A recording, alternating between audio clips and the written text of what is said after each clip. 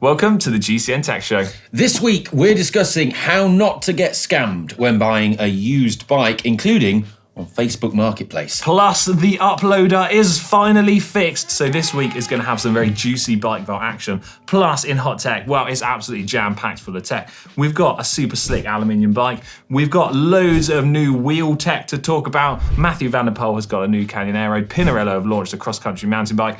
And there is even more than that still to come. There's loads this week. Yeah.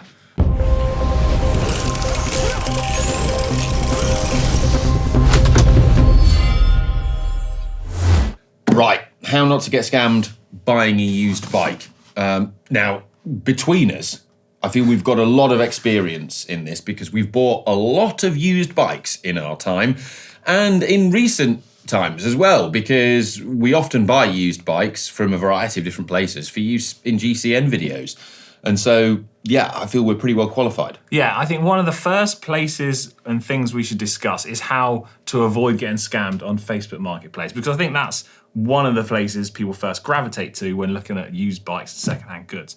And you can see what the draw is here. You see some like fantastic bikes advertised at low prices, but there is an inherent risk associated. Yeah, I think the other advantage of it is over, say, like eBay, Yeah. is the seller's fees. If you're selling a bike there, you don't get the big hit of the seller's fees, so you can make more money. Yeah, I like that. Now, understandably, if you're looking at items that are a relatively low cost, there's obviously less risk associated to it. But as soon as you start looking at bikes that are perhaps more premium or from bigger brands, you look at bigger price tags, that's when you feel like you're opening yourself up to some of this risk. Yeah. The things that I think we should probably start looking at are like the credibility of the seller. Could you maybe go and meet them? But there's other elements too. Like, what do you think? Yeah, first thing I want to really stress is you can get some really good deals on Facebook Marketplace. Yeah. So the used Pinarello that I bought for 450 quid, Yeah. that I got on Facebook Marketplace, and it was a great bike. There was some questionable bits about it. Yeah, but there was no issues with the I transaction. could see that. And we went and bought that bike in person from the seller, so that was all done in person. But something I just want to raise before we go on to how you can avoid getting scammed is also it's not just the like buying, it's also selling. So when I've looked on Facebook Marketplace, I've seen things that are dodgy in terms of being sold, and there are red flags which we'll go into. Yeah.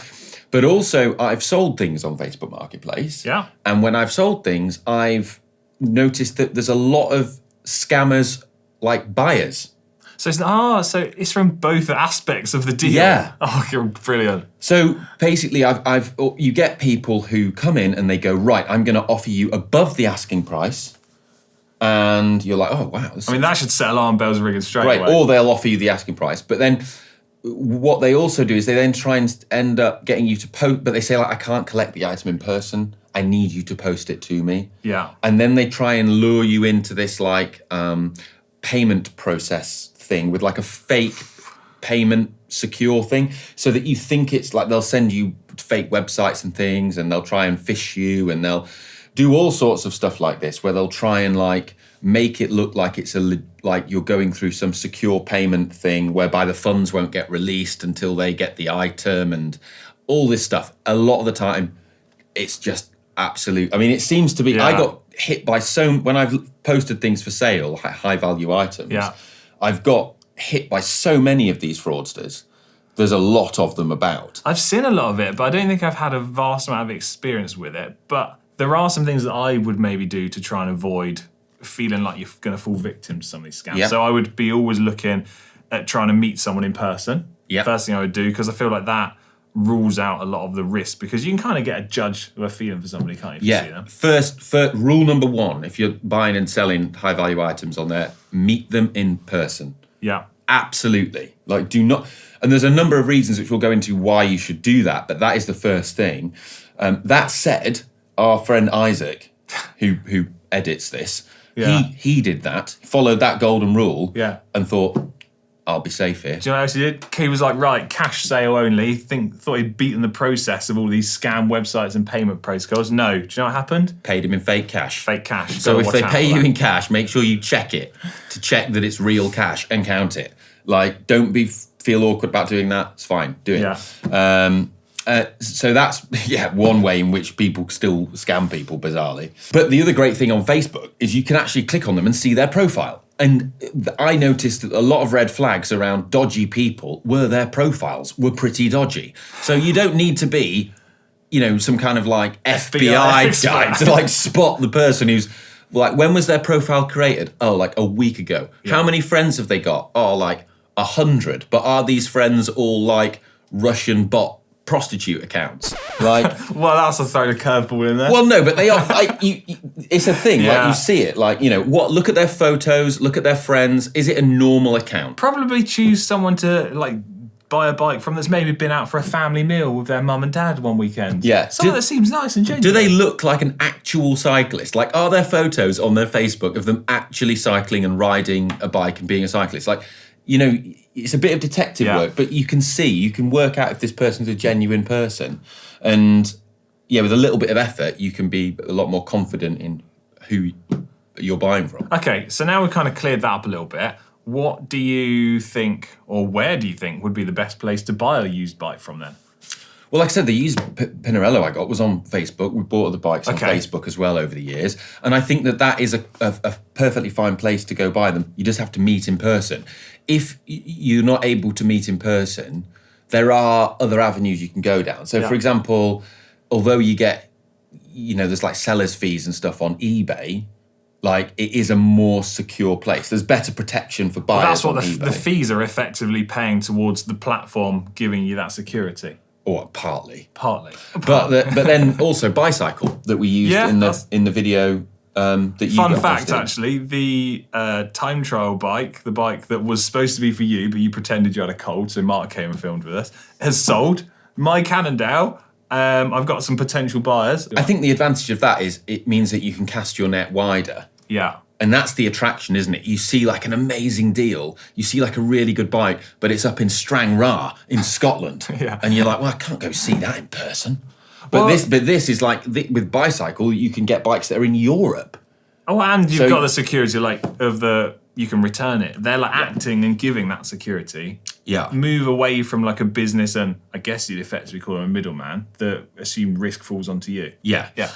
But if you're buying from like classified ads or you're buying from somewhere that doesn't have that buyer protection, absolutely, you just have to accept that you're going to have to be able to travel to see the bike and pick it up in person. Yeah.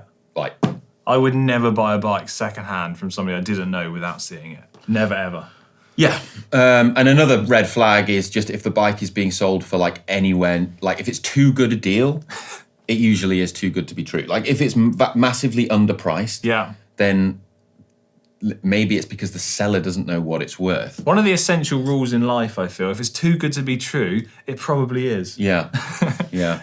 There's also a lot of people actually commented under the Bicycle video where we bought the secondhand bikes, saying something people should be aware of is stolen bikes and inadvertently buying one without having any idea.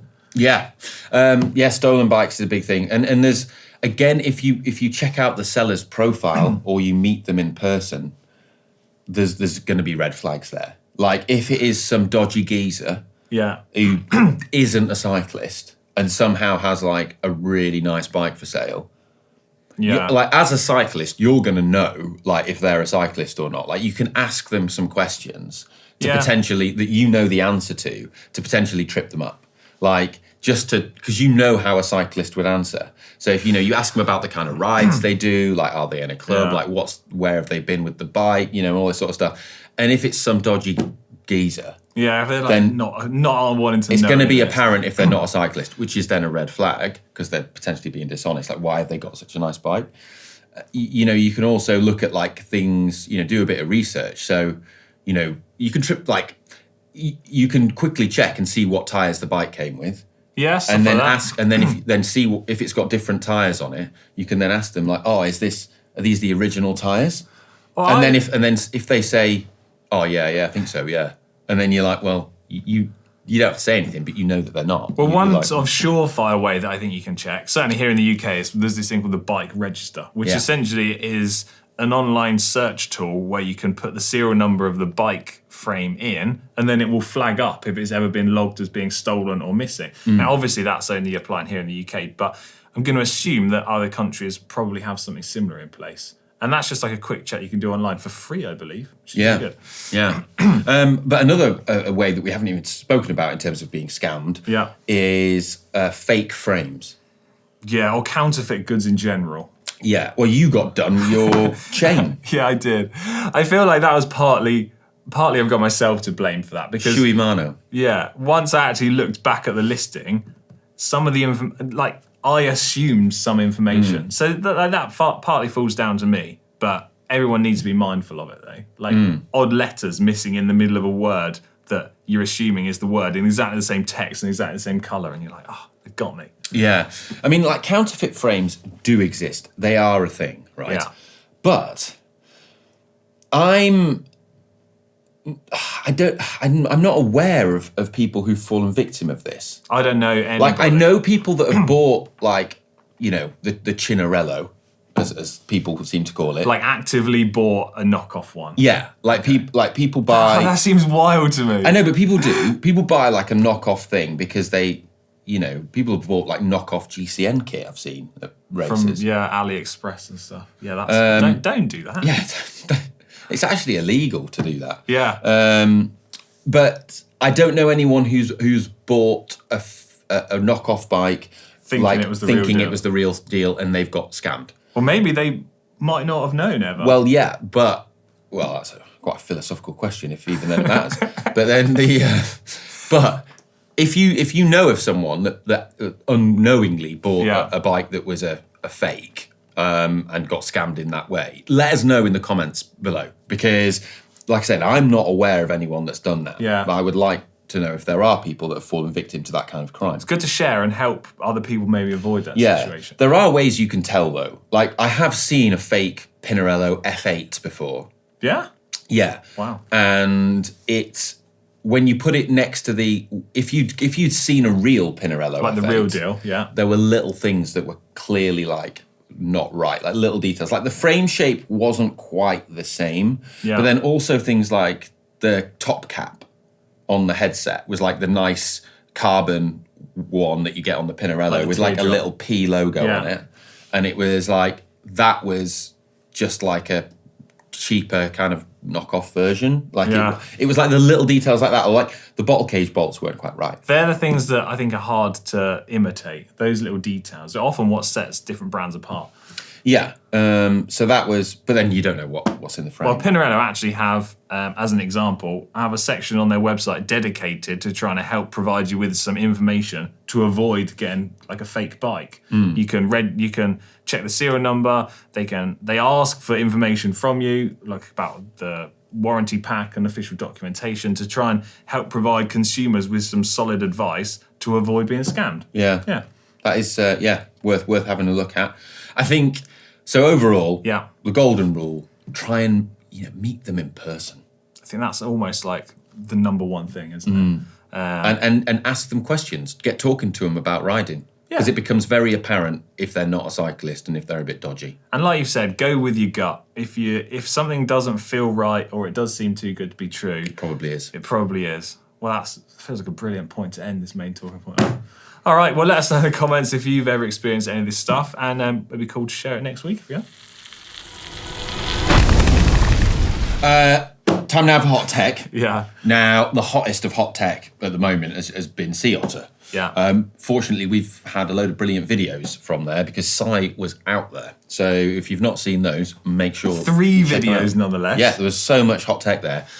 He also managed to catch up with Calvin Jones, the Park Tool oracle of all things bike mechanics. I think he's the OG bike mechanic. Anyway, if you've ever wondered, as we both have, yeah, what Calvin's favourite tool is, play the clip. It's not Hank. What is your favourite tool? We happen to have it right over here. I thought you were going to need to think about that. I thought it'd be like, oh gosh, what's my favourite tool? WH1. Someone's nicked it. WH1 staff. Right to the hole. I'm so intrigued. Park Tool are mobilising to get Calvin's favourite tool. WH1. Whatever that is. The worst thing you can do to a mechanic is nick their tools. Look, he's going to start getting a bit.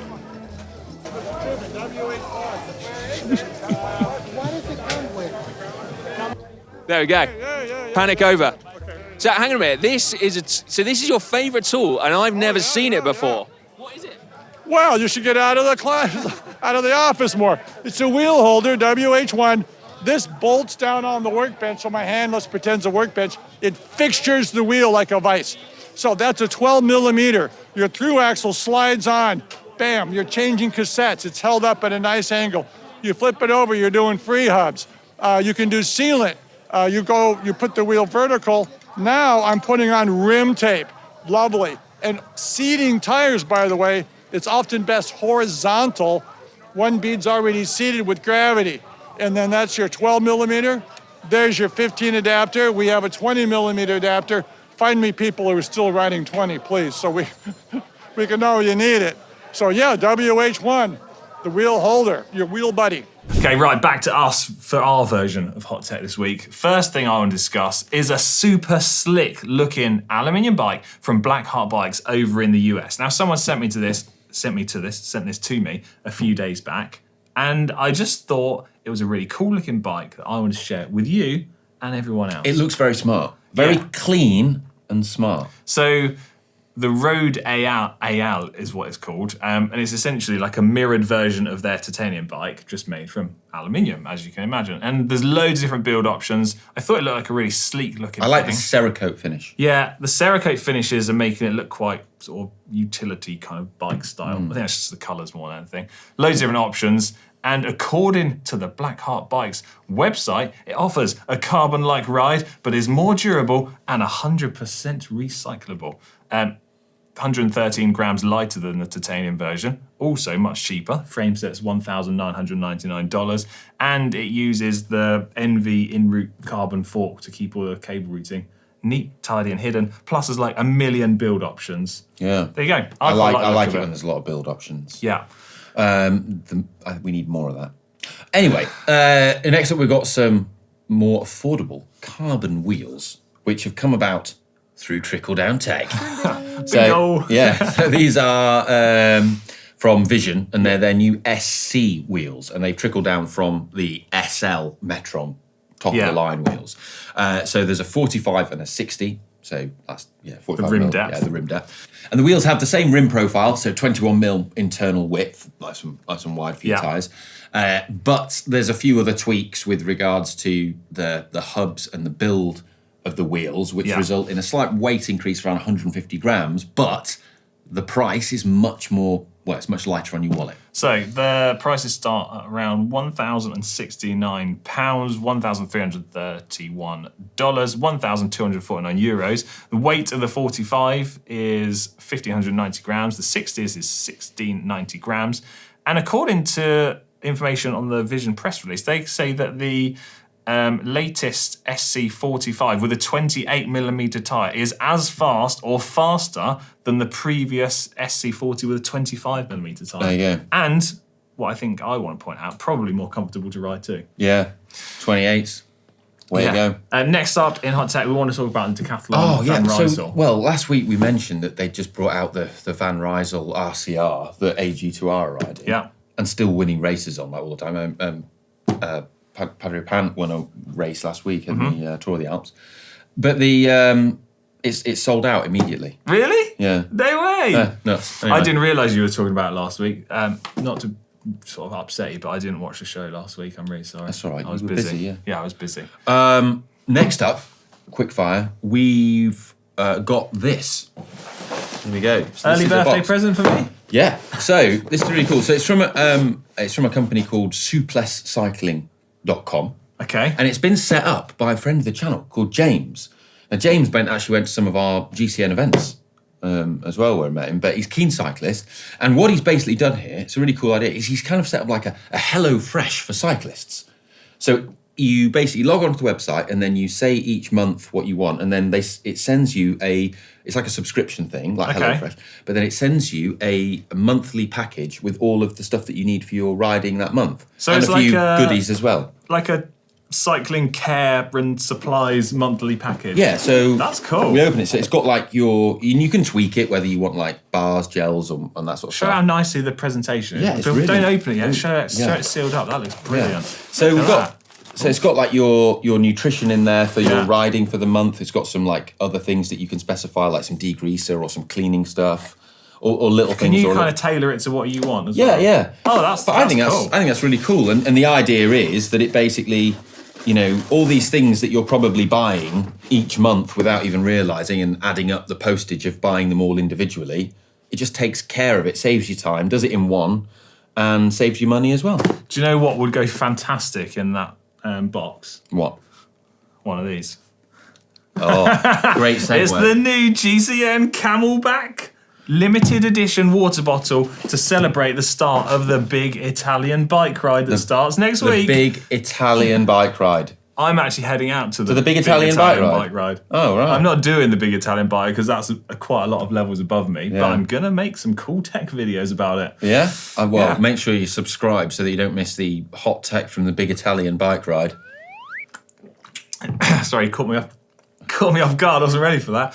Yours hasn't got any water in, sorry. If you do want to get a bottle of your own, head over to shop.globalcyclingnetwork.com. They are very nice. They are nice, aren't They're they? going to go straight on my bike in a minute. Yeah. Oh, you could probably have that one, actually. Thanks. Right, next up in hot tech, I said we had lots of wheel tech. Not real tech, wheel tech. So envy of pair up with Classified, which is the innovative rear hub that basically gets away with the front derailleur. Si mentioned this in his CR to Hot Tech video. Classified are gradually pairing up with more and more companies to bring their technology to more and more wheelset ranges, which I think is super cool. I've still not ridden it yet. I haven't either, but I'm keen to. I would be keen to give it a go because I like the aesthetic of a bike with no front derailleur and a 1x aero chainring. I think it looks sick. Next up in hot tech, we have a new zip disc wheel. Do you want to tell us a bit more about it? Well, yeah. So their Super 9 disc wheel. Yeah. They've updated it. And it's been changed in a few different ways. One of the things is that they've made it wider than it was before. Okay. So this is their TT disc wheel for use by triathletes in certain races, although not Kona. Yeah. And yeah, time trials. So I think you need to keep an eye out for this when you go to the big Italian bike I will ride. when I go to the big Italian. So it's lightweight, it's just 1,050 grams. It has some other really cool features though. It's got, their Tyre Whiz technology, like the digital tyre gauge.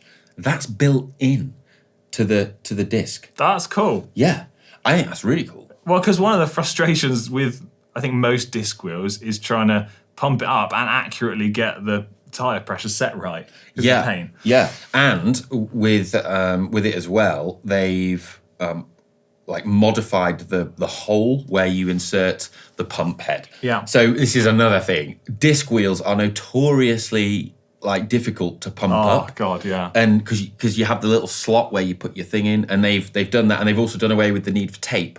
So you can have it has like a cover thing that goes on it. It's like it's one of those things where you're like, why has no one done this before? Like it's Well, okay, fair. so you can fit your pump head in really easy and pump it up. Brilliant. Understandably, it's Yeah. expensive. 2,750 euros. Yeah, but interestingly as well, designed for 28mm tyres. So as I said, it's wider. Yeah. Which again makes perfect sense to do, and it's hookless as well. Okay. Finally in hot tech, before we move on to comments of the week, I want to talk about my dream build super quickly. That's why I was away last week. Episode 1. I told people that. Oh, you did? Well, Yeah. I said I didn't watch the show. There you go. Episode 1 is out this weekend. Episode 2, I'm currently still working on, but I'm super excited about it. So please do subscribe to GCNTech if you haven't already. Turn on notifications to make sure you don't miss out. Yes. Right. Comments of the week. Right, from last week's show, Jim first. He says, wait a minute, that Cannondale was situated overlooking a dale besides a cannon. What could have been a more obvious choice for an intelligent super nice? Did you not pick up on that? There was a Cannondale sat next to a cannon overlooking a dale. I'm going to ask Omar if that was what his thought process was, and it's gone completely over my head. Fair, okay. But yeah, I missed that one. Mark next. What's Mark saying? He says, for most recreational riders, one bike either a gravel bike or an endurance bike with a wide tyre capacity and extra set of wheels will work perfectly. I ride a Sage titanium gravel bike with an extra set of wheels for the times when I feel the need for speed.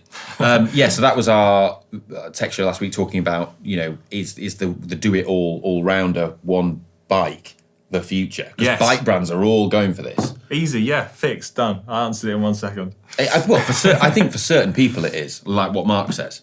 Yeah, okay, I could get on board with that. But yeah. I still do like the specific bikes there. I think they're cool if you can get access to them. Sea Otter, some of the hot tech videos next. Stuart says, just when we thought Sai's obsession with the huge pot glasses couldn't get any worse, Pock and Sai both say hold my beer. Oh, this was with that helmet he had with the visor. The thing is, though, I think some people watched that and they think, oh, he's just messing around.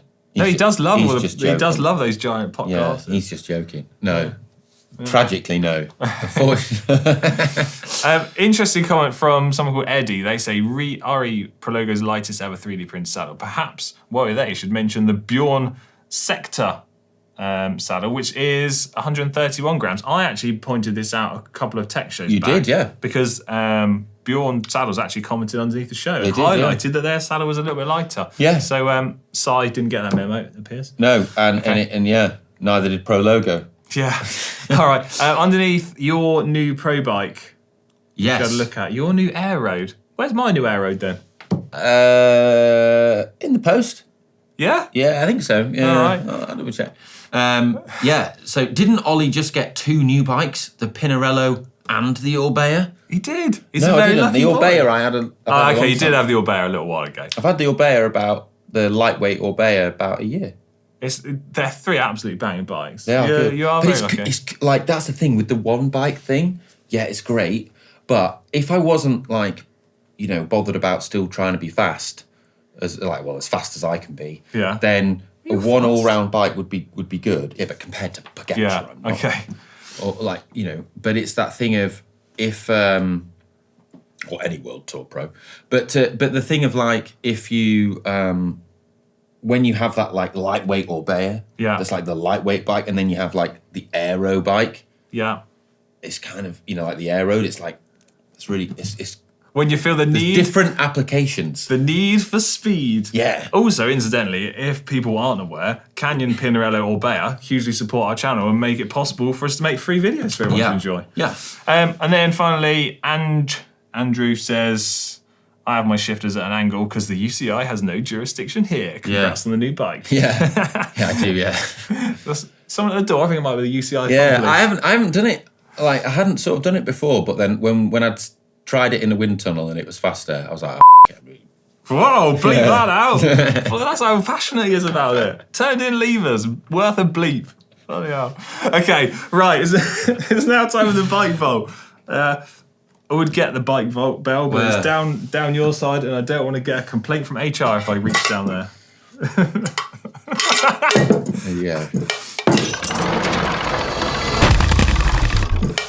Okay, so big news at the start of the show. The uploader is working after many weeks of Killian having a rest and needing to fix it. So the uploader link will be in the description to this video down below. Then that way you can click on it, go through, upload your bikes, and then now we're going to start to get them again and include them in the show. That's good, isn't it? It's great news. Right, first up this week, we've got a Pinarello X.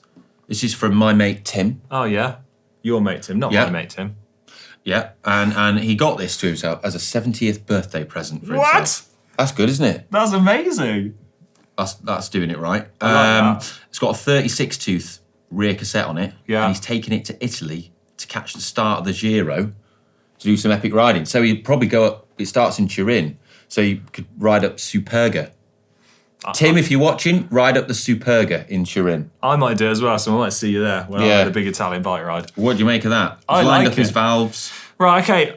I'm mindful here. If it's your mate Tim, I don't want to seem too harsh and negative. The chimney's slightly upsetting me. The angle. I think it's because he's just got it. It's new. He's just measure twice, cut once. I think he could have been slightly lower down to take the picture. Yeah. But if it was for his 70th birthday, we can forgive his knees for maybe not wanting to crouch down. Yeah. But all in, I'm going to say that's a super nice bike.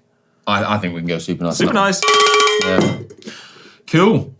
Next, we have a submission from Storm Gitario with a sturdy Fiat dual bike. This is a sturdy. Yeah. Ah. So since you talked about dual bikes in the last episode, I thought it was a good point to upload my bike in the bike vault. I tell you what, we've not had many sturdies in the bike vault. They say, I guess you're familiar with the manufacturer. Yeah, well, we rode with him the other night. Round the corner. Yeah. What do we think of it, though?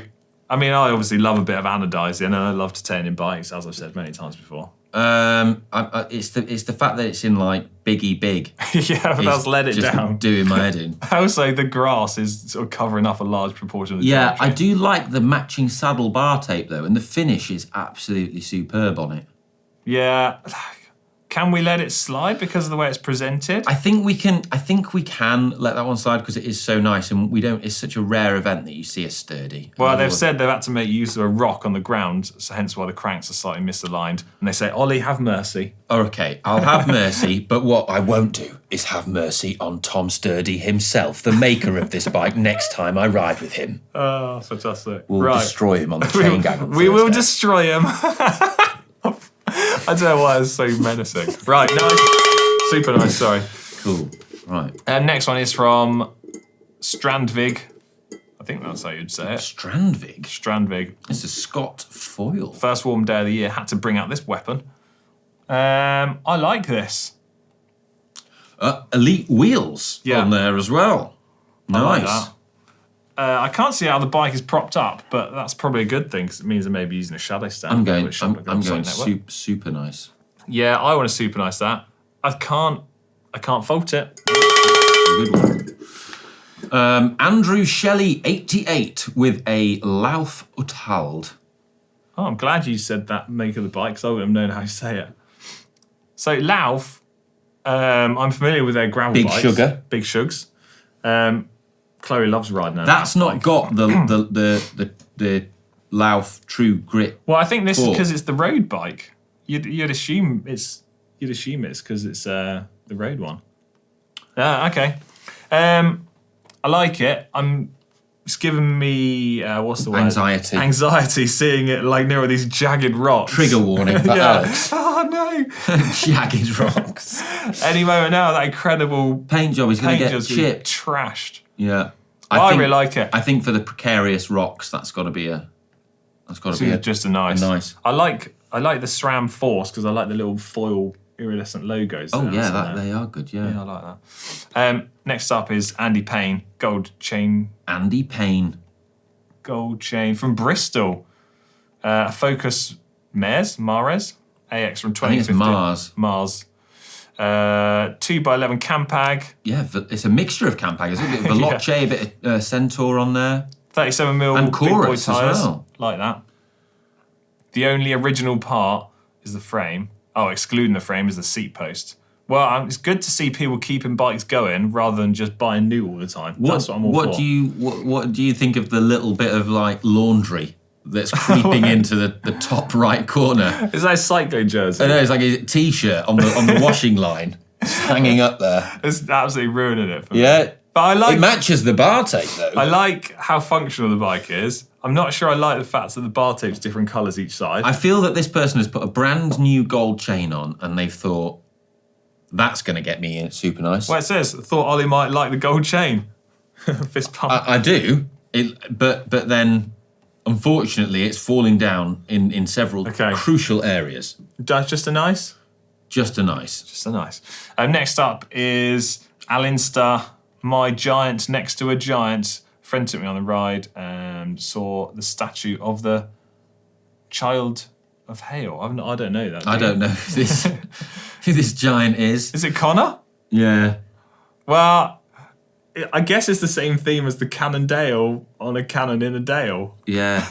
There's a giant next to a giant. Giant next to a giant. It is like Elf on a shelf. Yeah. That's what the bike vault's going to turn into, isn't it? Yeah. And I'm all for it. Yeah. I'm all for this. If anyone's got any more of these, keep them coming. I'm really rapidly trying to wrap my brains to think of one, but I can't. Do you know what? Should super nice it. I think we should super nice it because that sets a precedent that if you come up with a good one, then Super that's nice. super nice. Okay, right, and then finally in the bike vault this week, at the start of the show I mentioned Matthew van der Poel has a new bike and Pinarello have launched XC mountain bikes. So Matthew van der Poel's latest Canyon Air Road with a new paint job on. What are you feeling of this? Nice, no nice. shadow stand, nice. I'm going to say super nice. I think it's cool. No, it's nice. You're just jealous because we have to hold Matthew van der Poel to a higher standard. Do you think your latest Canyon paint job is better than this one? Yeah. All right. Matthew van der Poel won't be happy with that. And then the new Pinarello Dogma XC. What do you make of it? I've actually got a picture here for you. Well, I mean, I've seen it being ridden by Tom Pauline, Fran Provone, yeah? and Pidcock, and I think it looks really cool. It's like that thing of, as a roadie, that's the mountain bike that appeals to me the most. But that's because I love Pinarello. I like the vibe of the bike. I want a super nice here. Also, do you know who else has ridden this bike? Sai's actually got a video coming out soon where no doubt he'll tell you all the facts and stats about it, because there's a hardtail version, a full sus version, a dogma version, and a non-dogma version. But yeah, super nice from me. Yeah. Right. See ya. That's all we've got time for this week. It's been an amazing show. Love you, bye. Love you, bye. Watch my dream build.